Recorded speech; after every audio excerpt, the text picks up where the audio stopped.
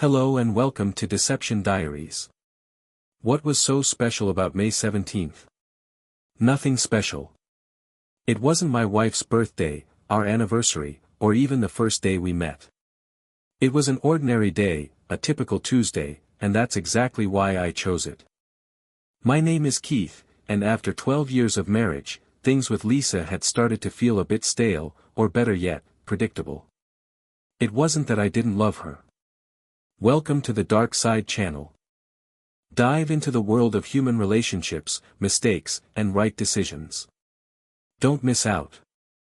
Subscribe and join our growing community. She and the kids were the most important things in my life. However, the little spark that used to appear in her eyes when I mentioned making love seemed to have disappeared lately. So, being a hopeless romantic, I decided to give her an evening she would never forget. On Monday morning at work, I brought out the big guns. Kathy, Cheryl, and Karen, the three hottest single women at work. All right, ladies, if you could write the script for the most romantic night of your life, what would it be? I asked them. By midnight, they all started raving about Paris, making love in a gondola in Venice, or watching the sunset from a jacuzzi over the Swiss Alps. Hold on, girls, I said to them. I'm thinking more about a romantic night at home or at one of the downtown hotels, something that won't break my bank account. By noon, they came back with a list of ideas that were now within my price range. I thanked them, treated them to lunch, and started making plans. They seemed almost as excited as I was, jumping up and down, telling me I better not blow it because now they had bets on how my evening would end. The first thing I did was take Wednesday afternoon off to get everything ready before she got home. Usually, I get home around 6, but Lisa was always home by 3:30 to meet the kids when they got off the school bus. On Tuesday night, I told Lisa that my parents wanted to take the kids out for dinner and a show on Wednesday, so they probably wouldn't be home until 8. The kids got even more excited when I told them I had a surprise for their mom and that they were actually spending the night at Grandma and Grandpa's. My parents always spoiled them terribly. I left work on Wednesday around 11:30 with my trusty list in hand. Let's see, free time, kids at mom's. Then came a trip to the store. Let's see, sweet card, tons of good chocolate, and her favorite wine. The girls gave me a complete list of everything I needed to do, right down to the lighting and music for setting the mood. The florist gave me a strange look when I asked for 2 pounds of rose petals until I told her what I was going to do with them. You must really love your wife to go through all this trouble for her, she said, as I left with a handful of red rose petals. Finally, I reserved a table for 8 at Lisa's favorite steakhouse. I figured by 8 we'd need some food, and if we decided to skip dinner, I'd make sure we had steaks in the fridge to grill in the backyard. Finally, everything started coming together. I got home, hid the car behind the house, and brought everything into the kitchen. Let's see, 2:30, that gives me an hour to get everything ready, I told myself. Over the next hour, I put the wine in the freezer, made a huge heart on the bed with rose petals, and with pieces of chocolate, wrote I love you in the center. I filled the garden tub with water and sprinkled the remaining rose petals on top of the bubbling water. On my side of the bed, I placed the wine in an ice bucket, and on her nightstand, I placed a card next to the reading lamp. I dimmed the overhead lights, opened the bottle of wine, and poured 2 glasses. I set our portable CD player on the dresser and decided I'd turn it on after she entered the bedroom. The last thing I did was take a shower, shave, and get undressed. At exactly 3:25, I heard her car pull up. I was more than ready. I closed the bedroom door, stood at the foot of the bed holding 2 glasses of wine, and waited for her to come upstairs. I heard muffled laughter and what sounded like a herd of horses coming up the stairs as they burst through the bedroom door. Yes, I said they, Lisa and her boss, Rick. Do you know how long 75 seconds lasts? It's like one huge breath when your eyes meet hers, or 3 beats of a broken heart, but long enough to kill the romantic mood and destroy a marriage. It took Lisa's brain 1, 5 seconds to register that something had changed when she burst into our bedroom. Her shirt was unbuttoned. Then her brain sent an impulse to her vocal apparatus, which took about 2 seconds for her to say, and finally 25 seconds to realize she was busted, so to speak. If this wasn't a world record for destroying a marriage, it should have been at least a close second. Rick, seeing what was happening, turned and ran for the front door. He was gone in less than 45 seconds. I, on the other hand, watched as Lisa started crying and fell to her knees. I poured the contents of both glasses onto the bed, walked over to the closet, and started getting dressed. All the while, listening to Lisa telling me how sorry she was and how much she loved me. It took me about 5 minutes to get dressed and tell her it was in her best interest to be gone by the time I got back. I walked downstairs, got in the car, and drove to the nearest place that served drinks. And so, here I am, sitting at Tony's, finishing my 4th beer, wondering what my next move will be. At 6:30, I returned to my now quiet and empty house. The front door was unlocked, and Lisa's car was nowhere to be seen. After a quick trip to the downstairs bathroom, I headed to our bedroom. Everything was almost the same as when I left. The garden tub was still running, and the wine, card, and chocolates were there, untouched. Lisa's closet was open, as were several drawers of the dresser. I sat on the bed and tried to gather my thoughts when my cell phone rang. I turned it off without answering because I wasn't in the mood to talk to anyone right now. I know I need to replace the mattress in the guest room, I told myself, waking up the next morning. I took a shower, shaved, and headed to work. But on my way to my office, I felt more like a zombie. Well, how did it go? All 3 girls shouted, bursting into my office. Judging by the way you look, it must have been one hell of a night. Karen giggled, elbowing the other 2. Oh, it was, I replied, giving them a brief rundown of the previous night. Beach, Katie said a bit too loudly. What are you going to do? Cheryl asked. Survive and take care of my kids, I muttered. So if you don't mind, please keep this to yourselves. I don't want to be the office joke, I told them. They left, telling me how sorry they were and that if I needed to talk, they were always there. I thanked them and closed my office door. Bank accounts, credit cards, life insurance policies, 401ks, all were either closed or changed by 9:30 a.m. Then I called my parents and told them that Lisa and I were having some issues and asked if they could keep the kids until the weekend. They were upset to hear about it and more than happy to watch the kids. Checking my cell phone, I found 20 messages from Lisa. I deleted them all. The lawyer gave me the name of a good, reasonably priced divorce attorney, if that was even possible. And I set up an appointment for Friday morning. You never really know how badly you've messed up until you spend 2 hours with a divorce lawyer laying out your options or lack thereof. It was your word against hers. Lisa and Rick hadn't actually done anything when you caught them, and you can't kick her out of the house because it's her house too. You know what really pissed me off?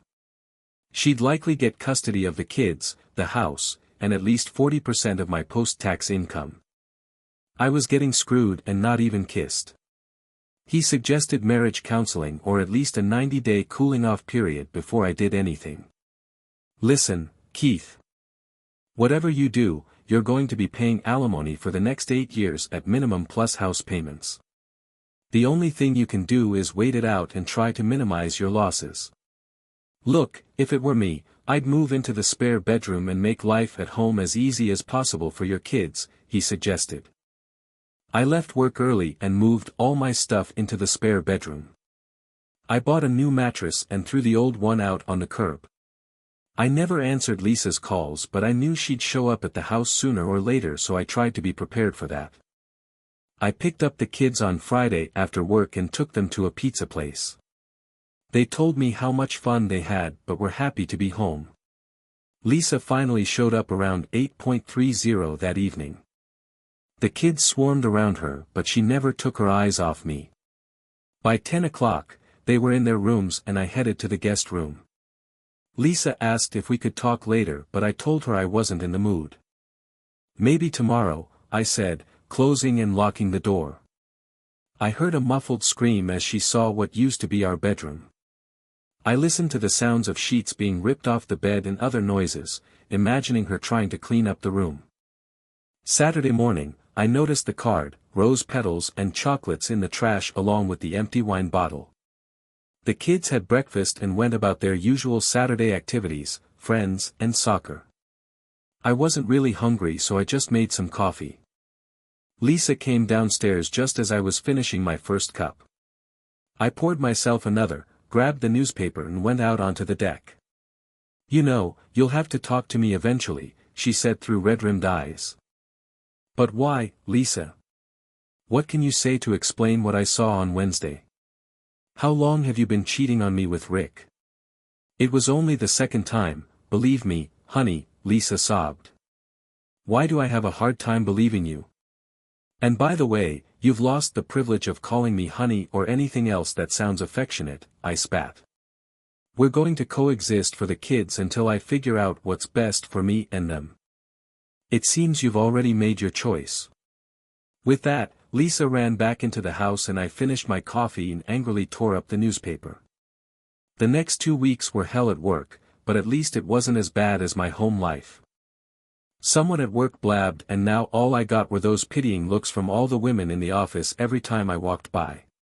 My boss wanted to know if I needed personal time off, but I told him I was managing and that I needed work to keep me sane. From the very beginning, the children sensed that something was amiss and asked if they had done anything wrong. "Kids, your mom and I are going through a tough time, but everything will be all right, trust me," I reassured them, though it was far from the truth. Lisa attempted to engage me in conversation and even tried to seduce me once, but I felt nothing for her anymore. My spirits hit rock bottom when Cheryl walked into my office on Thursday, just before 5 p.m. "Grab your coat, we're leaving," she announced. I looked up to protest, but she cut me off. "You might not understand, but this is not a request.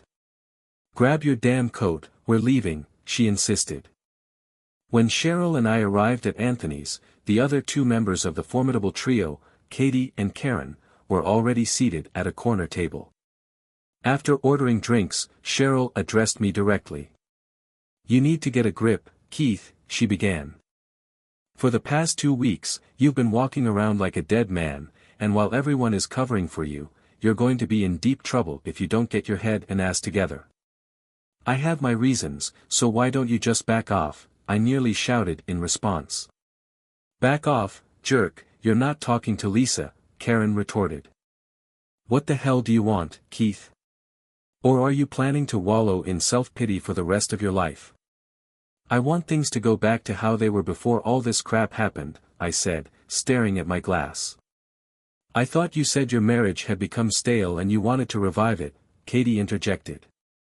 "Do you really want to go back to your boring life? Do you love her?" "I love and hate her at the same time. I'd like to strangle her and Rick for what they've done to me," I yelled. "I just don't know what the hell to do or even where to start." "Let's eat, and then we'll figure it out," Cheryl said, signaling the waiter. "The first thing we need to do is level the playing field. Lisa is still in your house and going to work every day. Rick, on the other hand, goes home to his loving wife and kids even though he ruined your marriage," Cheryl stated emphatically. "It's time for you to take your life back." By the end of the evening, I felt somewhat better and they were right. I had to do something, I couldn't let this continue. It was tearing me apart. When I got home, Lisa wanted to know where I had been. "Why do you care?" I shouted as she cried and retreated to her bedroom. The next day, I met with my lawyer, Randy. "I thought you were going to wait before filing for divorce," he asked. "Yes, but I want to sue the company Rick and Lisa work for and then hit Rick with an alienation of affection lawsuit," I told him.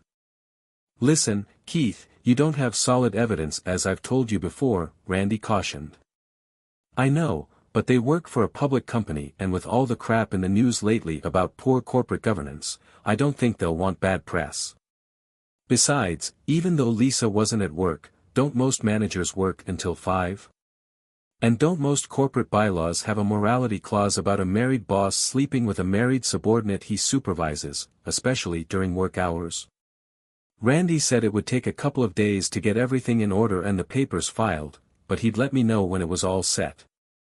For the next 3 days, I was back to my old self. I joked with people at work, had fun with my kids, and even started talking to Lisa again, which made things a bit easier for her. On Thursday, Randy called to say the company had been served, but I asked him to hold off on Rick's papers until we dealt with the company. By the following Tuesday, Randy and I were sitting in a conference room across from the CEO and his manager. "We've reviewed the documents and it seems you forgot to include any documentation of the alleged incident," the manager began. He then made a remark about frivolous lawsuits and was quite surprised when I stood up to leave.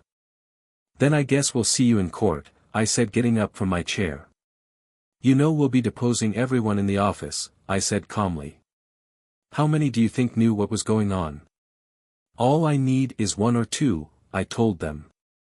"And how many managers do you think will protect Rick when their own butts are on the line?" "Good luck, gentlemen," I said, walking out with Randy. On Wednesday I was at my desk when Randy called. "They want to settle, or as they put it, find out what it takes to make this mess go away," he told me. Well, I asked for $250,000 attorney fees and for both of them to be transferred to other branches out of state. "That should cover it," I told him. "Tell them the offer stands until noon on Thursday, and then we proceed." That afternoon, Randy called again. "They agreed to the fees and transfers but are offering $150,000, he said. "Randy, stop negotiating. Tell them the price is now $300,000, and if they come back with another counteroffer, the price goes up to $400,000. Maybe that will put an end to this." At 3:30 on Thursday, Randy called and said they had accepted my offer and that he would have the paperwork to me by 5 o'clock. True to his word, at 4:30 a package was delivered to my office. This man said he was expected, my secretary informed me. I reviewed the papers and the attached check, signed the documents and handed them back. "If anyone needs me, I'm out for the day," I told her as I left the office. In the car on the way home, I quickly called Randy. "Serve Rick tonight and do it at his house." I was on cloud 9. By tomorrow, I'd have my pound of flesh and I could move on with my life. "All right everyone, grab your coats because we're going out for dinner tonight," I announced as I walked through the door. Lisa looked at me and didn't move, so I continued. "Come on Lisa, you too." A broad smile spread across her face as she rushed to get her coat. During dinner, we talked and laughed as we had for the past 12 years. Life felt good again, almost perfect. When we got home, everyone thanked me for a great evening and went to their rooms. Lisa approached, kissed me on the cheek and thanked me for the evening. "It meant a lot to me tonight," she said. I told her that tomorrow evening we would have a nice long talk so she should get some sleep. "You bastard," Lisa screamed as she walked in the door. "You knew last night what was going to happen today, didn't you?" "Not exactly, Lisa, but pretty close," I replied. "So, where's the job they offered you?" I asked. "Tennant, New Jersey, wherever the hell that is. Looks like my services are no longer needed here and it was either New Jersey or I was out of a job," she explained. I told them I wouldn't transfer there and then they handed me a severance package and gave me 20 minutes to clear my desk, she sobbed. "I gave them 8 years and in 20 minutes I was out the door," she said, sitting down on the kitchen chair and crying. "Where's your buddy Rick being transferred to?" I asked. "Flint, Michigan," she said, staring at the floor. "The armpit of the Northeast, it couldn't have happened to a nicer guy," I said, smiling from ear to ear. "Well, Lisa, here's how the next phase is going to go," I said, pulling my chair closer. "If you want to be part of this family, here are the conditions. First, you need to get tested for STDs and bring me a clean bill of health. Then you're going to take a polygraph test, and to help you out, I even have all the questions prepared in advance, I said, sliding a piece of paper across the table. As you can see, they start off very easy but get progressively tougher down the list. By the time she got to the last set of questions, she was crying. Am I the biological father of our 2 children? Why did you cheat? When we made love in the past few months, who were you thinking about, Rick or me? How often have you lied to me in the past few months? How many affairs have you had? Do you still love me? You have an appointment tomorrow at 9, I said, and if you pass this without any major surprises, we have a marriage counseling session scheduled for Saturday morning at 10 o'clock. Lisa just sat there, sobbing and looking over the questions. I can answer them now if you want, she said. I think I'll wait until tomorrow, I told her. I just don't trust you anymore and want to start fresh without any lies, if you don't mind. I found her responses unsatisfactory, though within my cognitive framework, they passed muster. Do I trust her? Damn well no. Am I planning to stay with her? Well, the jury has yet to reach a final verdict, but we're actively engaged in addressing the matter. The most troublesome aspect is the lack of intimacy over the past 5 months, which is truly what I miss. While we engage in physical intimacy once or twice a week to alleviate tension, it's not the same. Rick accepted a transfer to Flint, Michigan. Last year I sent him a Christmas card from Florida with the message, "Glad you're not here." Oh, by the way, his wife and kids are here. I suppose the sunny South triumphed over the wandering husband. Go figure. Thanks for watching. We have prepared another story for you. Enjoy watching. Giving all your love to one man is hard, but I have 2 of them. One on the East Coast and one on the West. Neither of them knows about the other, as I handle this tricky situation quite well. And I have enough love to share with both of them. My job helps me with that. I have a crisis management business. No, we don't deal with natural disasters, wars, etc. Just all these awful divorces, arrests, old racist posts on social media, alcohol or drug issues. All these modern things happening in California, New York, or Washington, D.C. The transitions between 2 homes in Los Angeles and Virginia are quite easy to explain. I didn't intend this from the start. I could have shown the self-control I advise my clients, but I suppose do as I say, not as I do, would be more honest. Anyway, both husbands travel too, and we don't have kids, so no harm done. And the change of scenery energizes me for both husbands. How do I manage? Simple. Different bank cards. 1 set for each guy. Right now I'm looking at Steve's cards while flying to California. On the return flight to Washington, I'll have Peter's cards in my laptop bag. I constantly update them to keep everything in order. I don't want to mix up the storylines because then my worlds will collide. Like in that Seinfeld episode. I've been married to Peter for 10 years. I met him at a car show right after I turned 30, and we hit it off. He's a law school professor, with glasses, tweed jacket, and a beard. Serious and respectable. After a little pondering, he could speak in whole paragraphs. Steve, also a lawyer, is the opposite of Peter.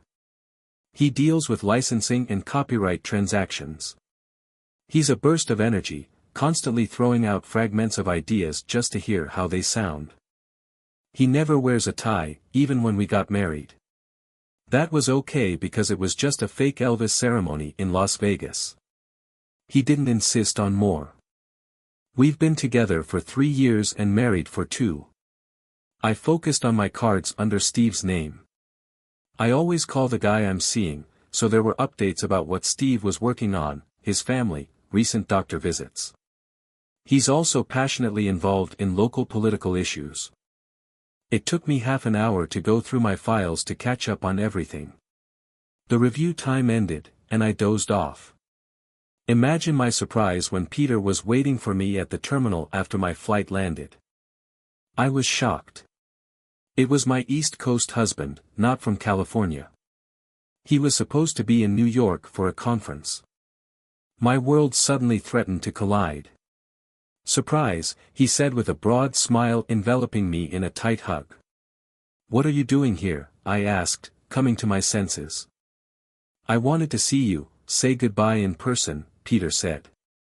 "Goodbye?" I asked. "Oh, have you found her already?" said my California guy, Steve, approaching me from behind. I nearly jumped out of my skin. Steve handed Peter a coffee. "You have excellent taste in men, Cheryl," Peter said to me. "Steve and I get along great." I must have had my mouth wide open. Peter continued, "You love having many men in your life, dear, so I thought I'd add 2 more guys, Bob and Larry." Bob approached me shyly. Larry grinned. As they came close enough to touch me, Bob handed me an envelope and said something I didn't catch, while Larry took a picture. Then they turned and walked away. Peter looked at me with a sad smile. I was thinking of having the divorce papers delivered at home, but then I thought, screw it, I've never been to Hawaii. So I decided to save on the trip. And it gave me a chance to have a nice long chat with Steve here, I mean in person. We've been talking on the phone for quite a while. Then Steve spoke up. "And I'm here to tell you that the locks in the apartment have been changed, and to give you the key to the storage unit where I threw all your stuff." He put the key in my hand, and I just stood there silently staring at both of them. "How?" Peter asked, anticipating my silent question. "Simple, I found your cards." Quite interesting, it turned out, and detailed.